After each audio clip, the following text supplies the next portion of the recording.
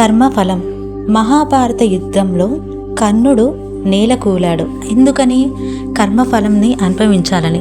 కర్మ అనేది అంటే దాని రిజల్ట్ ఇచ్చేయకుండా, దాని రుచి ఎలా ఉంటుందో తెలియకుండా ఎవరిని చావనివ్వదు, అలాగే చంపనివ్వదు. అతను చేసిన దాన ధర్మాలు మరణాన్ని అతని దగ్గరకు రానివ్వడం లేదు కదా. మరి అతని పుణ్యఫలం అంతా ఏమైంది? అది గ్రహించిన కృష్ణుడు, కర్ణ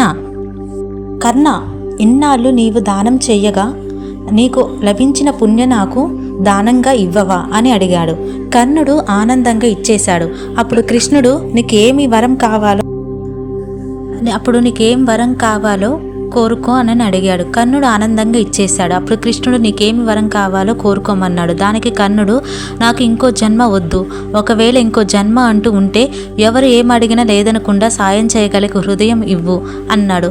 ముక్తి కోసం దైవ దర్శనాలు అక్కర్లేదు, నలుగురికి సహాయం చేసే గుణం ఉంటే ఆ దేవుడే దిగి వచ్చి, నీకు దాన ధర్మాలు చేసే గుణం ఉంటే ఆ దేవుడే నీ దగ్గరకు దిగి వచ్చి నిన్ను ఆలింగనం చేసుకుంటాడు. నీ భక్తికి ముక్తుడయ్యి నీ దగ్గరకు నిన్ను చేరుకొని ప్రసన్నుడు అవుతాడు.